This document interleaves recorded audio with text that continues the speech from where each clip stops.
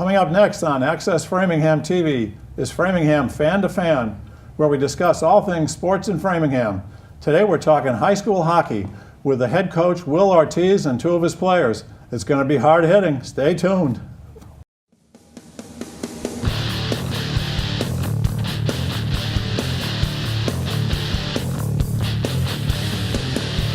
Hi, this is Framingham Fan to Fan on Access Framingham TV. I'm Dave Hornfischer, a Framingham sports fan, and I'm pleased to host this interview show whose purpose is to highlight those who are involved in Framingham sports at all levels. We hope through this show to increase awareness and ideally fan support of these fun sporting events, and also to help use sports to achieve AFTV's goal of building community. Today I'm pleased to welcome Will Ortiz, the head coach of the Framingham High School hockey team, and two of his captains, Dylan Carrafiello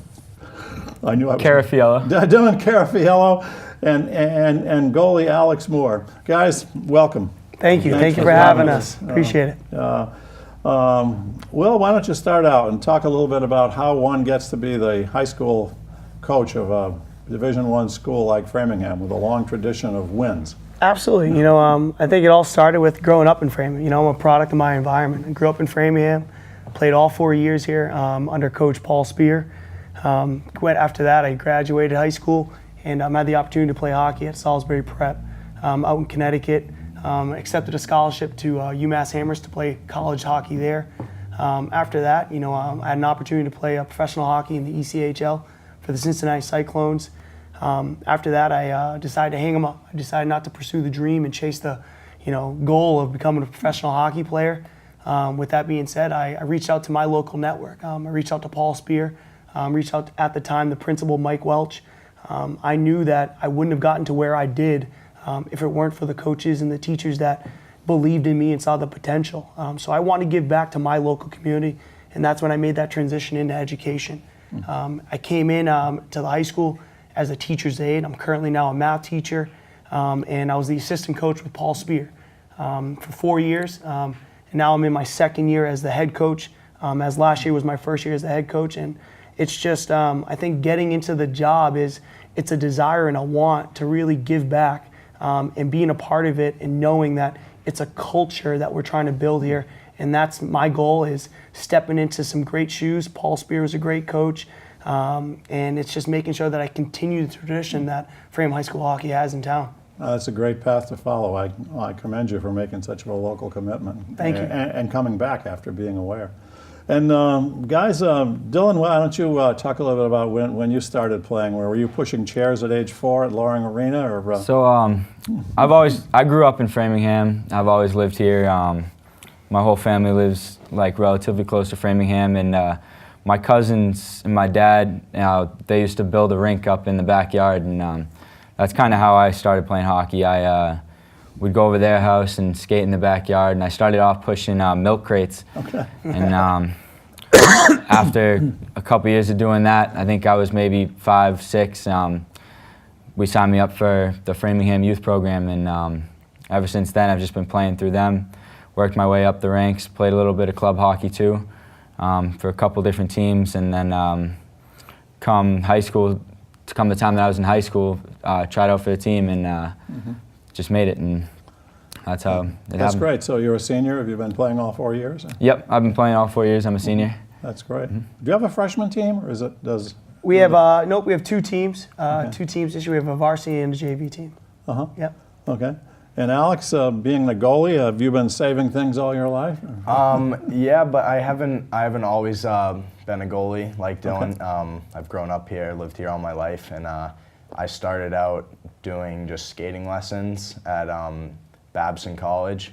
I remember my mom and her friends with kids my age thought it'd be a good idea to have us take skating lessons, so I went to Babson and absolutely hated the skating lessons. I couldn't stand it. It was so boring for me. And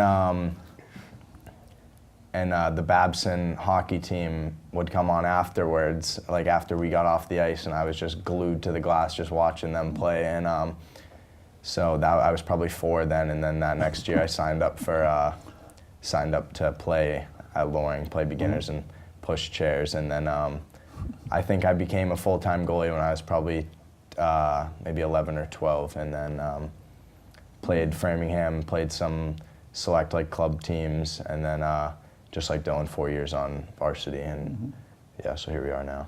That's great. Well, you guys play a very competitive league, and you're in the Bay State League, and is it what? It's the Cary Division, Correct, which is the yeah. larger schools. Talk a little bit about your schedule and some of your rivals there, Will. Yeah, I think, in the Bay State Conference, right now we're showing that there's a lot of parity in the Bay State Conference. We got teams like Braintree, Weymouth, Walpole last year. These are teams that always are competing, that finish in the top 15 in the state, even though we're only a public school team. When it comes to my selection of a schedule, I hold ourselves to a high standard. If we want to be the best, we have to compete against the best. And so I think every year I look at our schedule, I make sure that we're playing the best teams. We have to compete at the highest levels to prove to everybody that we are real and that we're here to stay. Yeah, I've noticed you play a lot of the traditional Super 8 teams that are usually in the big tournament, and you've been very competitive with them. And Absolutely. Are there any of those games so far this year that kind of stand out?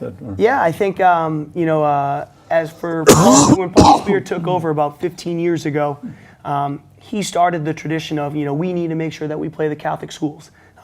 Back then, the Catholic schools were the top-notch teams. They were the teams that were competing at a Super 8 level. And so we've tried to follow suit. And a game that kind of sticks out this year was our St. John's prep game, where that was the first time that Framingham High School has taken away a point. Either we've tied or beaten a Catholic school. So that was the only Catholic school team that we haven't taken a point from. So that was a big kind of, I guess, moving forward process in kind of us establishing ourselves against the Catholic schools. So that was a big game for us. What about you guys as players? Are there any of the games that really kind of stood out for you this year that were? Yeah, definitely. So after one of the games that really sticks out to me is the Marshfield game.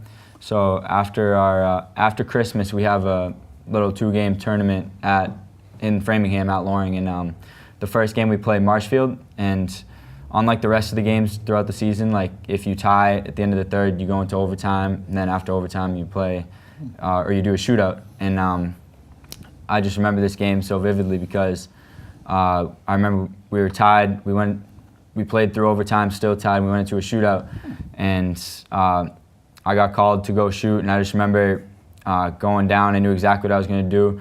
Little backhand toe drag, 5-hole, and it went in. I celebrated, and then Alex ended up stopping the next few pucks, and we ended up winning that game. And I don't know, it's just a great memory that I have from this season so far. A backhand toe drag. That Yep. sounds kind of interesting. Are you a left-handed shooter? Or? I'm a right-handed shooter. You're a right-handed shooter, so Yep. you're like this, and you got to keep that's a toe drag with your back foot. Yeah, exactly. And that slows things down a little bit in the goalie's mind. Is that the idea? Yeah, a little confusion. He's thinking you're going to be like this, and you're like that.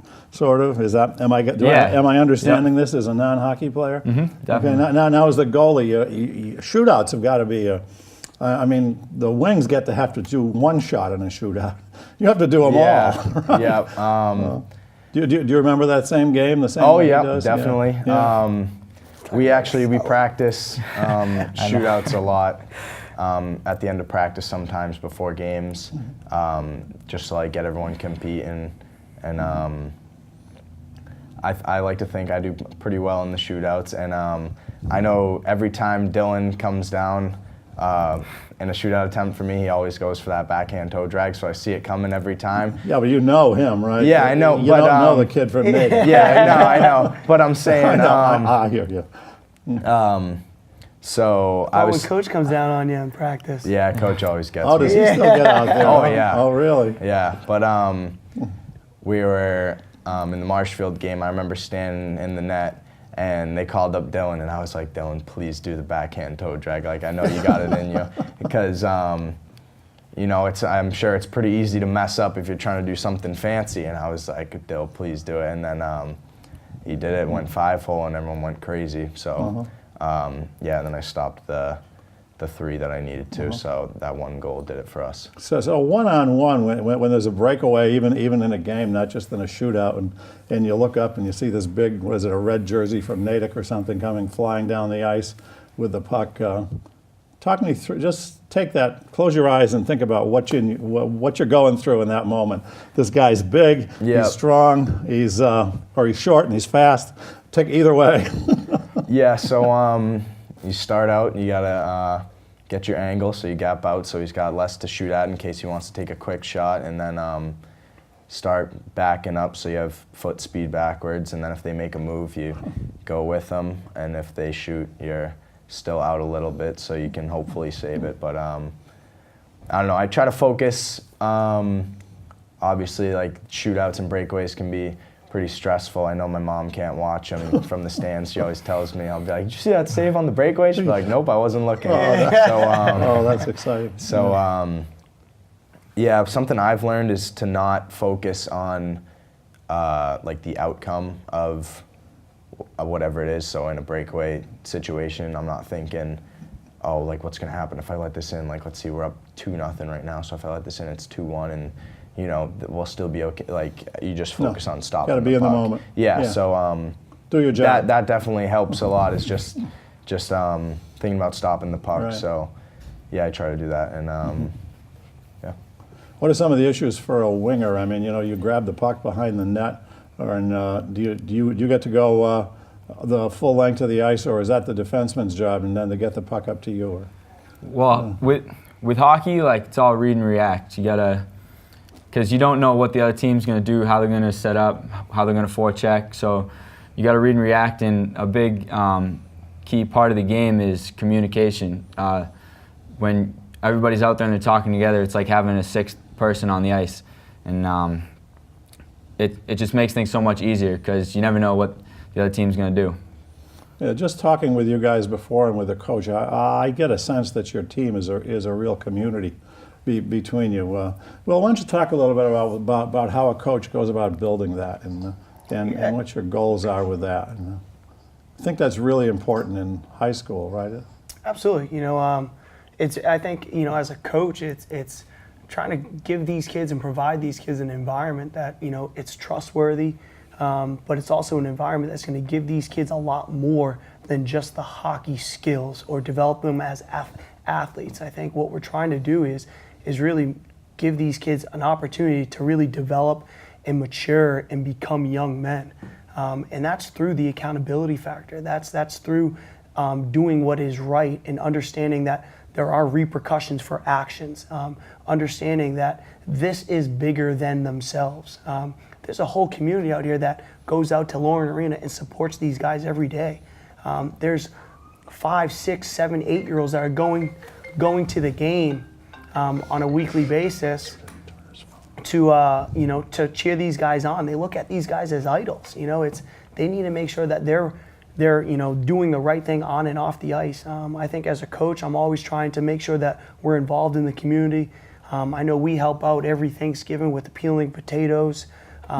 These guys are mentors to mentees at the King Elementary School. These are first graders that don't have a father figure at home, that are, these guys are going out of their way with their hectic schedule. These guys are handling their academics. These kids are taking AP classes, honor classes.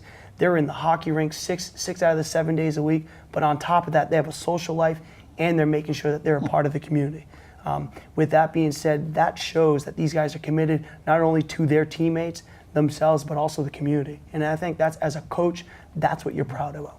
Yeah, how does this ring with you guys as players, Dylan? Is that a motivating thing? Is there a motivational message in there? I mean, we all hear the Belichick "do your job" thing, and yeah. I could hear be accountable here.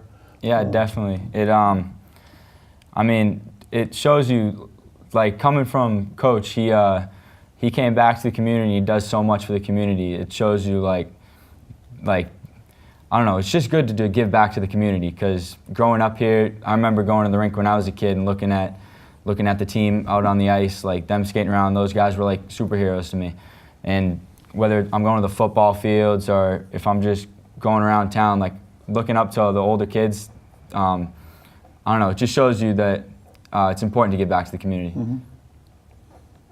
Alex? Yeah, I would agree. Like Dylan said, like looking up at the the older guys as superheroes. Like that's when I decided to become a goalie, when I was at Loring pushing chairs and I saw the high school goalie and I was just like, whoa, like that's like Babson experience. Yeah, I was just drawn in by like all the gear and everything, and so like I know that a little kid, like you see a high school goalie and you're like, that's your idol, and I've gotten firsthand experience of that. Like one of the athletic workers in our school's son is like my biggest fan. His dad had me sign a puck for him, so like I feel like I'm a superstar. Yeah. So it just like shows you like that stuff, and knowing what it's like to look up to high school kids, and then having high school or younger kids look up to me as a high school student. It just shows like how important it is to give back to the community and ultimately grow the community. I still remember that from my childhood days, going and watch high school basketball and thinking those guys were the biggest show in town, and they were where I grew up. And you were talking about equipment. This is we have to point out this thing in the middle here is it's not the latest Star Wars gimmick. This is something that keeps your nose, I guess, in one piece, right, Alex? Yeah. I just got this new helmet this year. Coach is always saying, and I hear it all the time, look good, feel good, play good. So had to make sure I was looking good on the ice, because my old helmet, it wasn't too protective, and I don't know, it wasn't looking good enough for me. So I had to spoil myself and work some extra shifts and be able to get a little upgrade. Yeah, get an upgrade. This sure looks like it's. I guess you're not going to. Are concussions an issue in hockey? Absolutely. Yeah. Absolutely. It's a physical game. Yeah. Not usually as much for the goalie unless. Except when the puck hits there. Yeah, no, that's usually not a problem. It's not an issue. if there's like When you fall backwards. if there's a collision, that'll do it. But pucks usually not. You just hear it ring for a little while and then you're good. So this is your stick, Dylan. Here, it's got a pretty good sized curve on it. Is that is that legal? Is that I'm known. Challenge on that? I'm known for having a big curve on my stick, big hook. I don't know. That for me, that just works better than having like a straight blade. I feel like I can hold the puck better, stick handle better. Yeah, I don't know. That just works better for me. Yeah. So you're a winger. You're a right winger. You're down on the right side, and you're looking for the center to set you up, right? And yep, we all set up each other, breakouts. I don't know. We just work chemistry. Always be centering. I remember the coaches telling my son when he was in hockey. So. Always be centering. Yep, definitely. So what position did you play when you were a player, Will? I was a wing, so I wing? played on the offside left wing or a right wing. I was a right wing shot.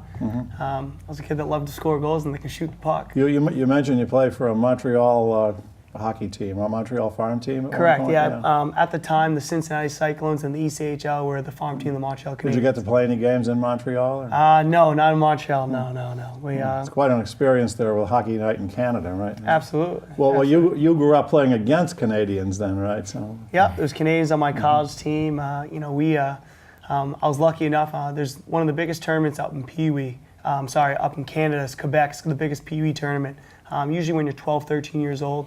So I got up to Canada a couple times for a couple tournaments growing up. That's great. Let's just change subjects a bit and talk about academics, since you guys still are students. Do you have college plans, Dylan? Yeah, so I want to do something with business in college. So I've applied to a couple places. I've gotten into Quinnipiac, Suffolk, Roger Williams, UNH, URI, a couple other places. I haven't decided yet, but I got a lot of options. If you wanted to watch hockey, you'd go to Quinnipiac, right? Yeah, exactly. Big hockey town. What about you, Alex? Yeah, so I've applied to all my schools. I haven't heard back yet. I did regular decision, so I'm still waiting to hear back. April 1st. Yeah. I have. I'm not sure what I'm going to major in yet. I'm going in undecided next year, and then hopefully figuring it out within my first year and picking a major. So then talk a little bit about hockey in college and hockey in your life after high school. Have you got a philosophy on that yet, or is it? Yeah, definitely. No matter what, hockey's always going to be a part of our lives. Like, it's what we grew up doing. It's what we love to do. It's our biggest passion. So whether we're playing on a club team in college, playing D1, or just playing men's league, pickup hockey, it's always going to be there for us. Like, never going to stop playing the game. Yeah, definitely. Like, I wouldn't say I have like aspirations to play in college. Like, I definitely want to play in college, but I don't. It's not my main focus. Like, I want to focus more on my academics. But like Dylan was saying, like, I'll definitely play club or intramural at least, and then just going back to the community. Like, I know we'll be here when we're 30, 40 years old, and we'll be at Loring playing men's league. So, so it just lives on. Talk about some of the club you mentioned club hockey, and I know there's a whole industry of hockey that's beside the schools. It's clubs, it's juniors, it's all of that kind of stuff. You said you played on a club team? Yeah, so before high school season starts in the fall, up till high school season, you usually play for like a club team. So I've played for, a bunch of club teams throughout several years my now. career. Yeah. I've played for teams like the Islanders. They played up in Tingsboro. I played for the Flames. I played for the who else? Central Mass Outlaws. These don't have any connections with the real teams of those names. No, definitely not. Okay. And so does a goalie get is a goalie highly sought after in these sorts of things? Is it such a specialized position? Well, yeah, it's a specialized position, but so there's not obviously as many. That's true. As There's only many one people, job on a team. As many people trying out, but yeah, like you just said, there's only one spot. So, yeah. And so coming back to Framingham later and playing again, do you have some other thoughts about that? You said you're from here. Would you like to come back to Framingham, or is life will give you lots of choices? Probably, I would guess. I mean, I love Framingham. Like, this is what I've always known. It's the best place on earth to me. But I'm not sure yet. I don't know what life is going to bring, what's going to happen. So do you guys play any other sports in high school? Yeah, I play lacrosse in the spring. Yep. I did play lacrosse, and then I messed up my hip a couple of years ago, so I try to stay away from running. Every other sport needs goalies, right? I would have thought. Yeah. You didn't try field hockey this year. We had a couple no. of guys on who were doing that. Yeah. Yeah. I saw that. So do you have any? So the rest of the season comes is the goal is to try and get into the state tournament, and I guess that's sort of a goal every year, right? Is for the team at the start of the year. Do you probably win your conference, make the tournament? Is that kind of pretty much the way it is, Will? Or? Yeah, I think there's an end product, but I think kind of what we as a coaching staff is trying to really ingrain in these kids is that there's a process over a product. Is that if you do your job and you do what it all who takes. said that? I don't do know. Your job. This coach that I know might be playing on Sunday. That's right. So, no, it's understanding No, I that there's hear a ya. process. It's I think a goal for a coach is to be playing their best hockey at the end of the season. If you do that, you're in the playoffs, you're competing from a league title, and now you're ready to go into the playoffs where it's do or die. It's win or go home. We're on the brink of qualifying for the tournament. We have some wins that we need to sit there and put together over the last stretch of the season. I'm confident that we'll accomplish that. And if we do so, if we continue the trajectory that we are in right now, is we will be playing our best hockey and we'll be a team to watch during the playoffs. And you got there by playing a tough schedule. Absolutely. Yeah, and that's part of growing up. Well, we're all sports fans. Do you guys follow the Bruins? Yeah, definitely. I guess I shouldn't have asked you, do you like candy maybe, but I mean, well, what are some of the takeaways that you get when you watch a Bruins game? So, like I said before, like when I was a kid going to Loring, watching the high school kids play, they were like superheroes. Now it's like going to TD Garden, watching the Bruins play, and it's like that's been the dream all my life, is to be a professional hockey player. So it's kind of cool to watch them do their thing Do you have any at such a high favorite players? level. I like Sean. I like he's scrappy. Do you watch the wings and try to figure out what they're doing and Yep, see some of definitely. is that where you got this skate slow move or whatever you called it? Yeah, backhand toe drag. Yeah, toe drag. Yep, definitely. Yeah, really. Yeah. Mm-hmm. Uh-huh. And as a goalie, are there lessons to be learned from watching the Bruins Oh yeah, goalies? yeah, absolutely. Yeah.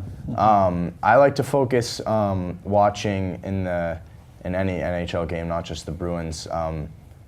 Goaltending, like a huge part of it is the mental side of the game. So I like to see how different goalies carry themselves, like in different situations, and it's really interesting to me. And I can definitely get some takeaways, and also like mechanical stuff you can get from goalies now that I'm as big as them, pretty much. Like when you're a younger goalie, the coaches say like, don't look at Tuukka Rask and try to do what he's doing, because you're standing up and your head's not even at the crossbar, so you can't be doing what he's doing. But now that I'm 6 feet tall, I'm pretty much the size of some of the goalies in the NHL, so I can watch what they do and get some pointers. So Is there an advantage to being tall and being a goalie?